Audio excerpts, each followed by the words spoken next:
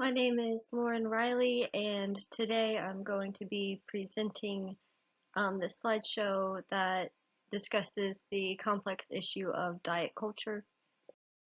To start off, I just wanted to talk a little bit about what diet culture is and how we may be exposed to it or experience it throughout our lives.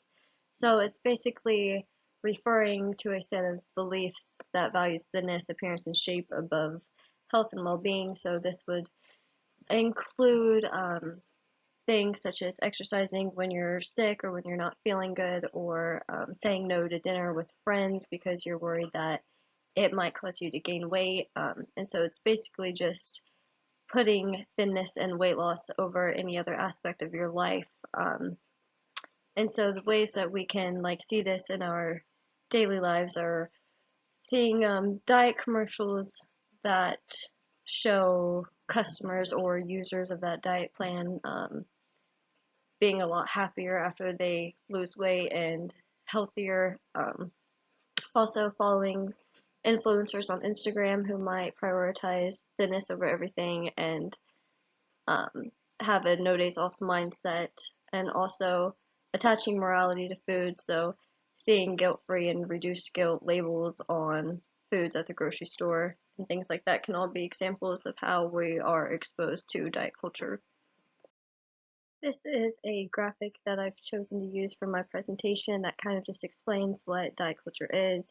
So you can see the little graphics, and then you just go through and you can kind of see what diet culture is, and the little pictures kind of explain it and make it a little bit easier to understand what diet culture is and how it can affect somebody. I think that a really big question surrounding diet culture is, why is it such a big deal? Why is it an issue? Because I think a lot of people might even see this as a positive thing, or just not a big deal. But in reality, a lot of people who diet regularly end up developing an eating disorder. So about 20 to 25% of normal dieters end up developing an eating disorder. So this can actually be really harmful and detrimental to somebody's health and happiness.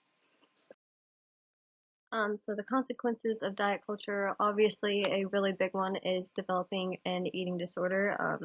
That's probably the biggest one, but it can also just really leave somebody feeling insecure or not good enough. It can um, make one have a really poor relationship with food or exercise and their body image. It also leads to someone demonizing certain foods, so it can cause irrational fears of specific ingredients or meals, or seeing a certain macronutrient as bad. And then it's also just associating self-worth with like your appearance, your shape, size, and weight, which can be very detrimental to somebody's mental health. And then diet culture can also lead to obsessive habits such as overexercising, constantly weighing yourself, weighing out foods, counting calories or macros, and so it can kind of just lead to having a very rigid lifestyle.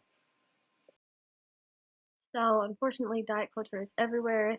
The diet and weight loss industry is a $71 billion industry, so it's really hard to get away from. And like I mentioned earlier, it's kind of just everywhere. It's in TV commercials, it's in magazines, it's at the grocery store, it's on social media, so it's just a very hard thing to ignore. But there are things that we can do as individuals in the society to promote healthier relationships with our bodies and food, and our relationship with exercise as well.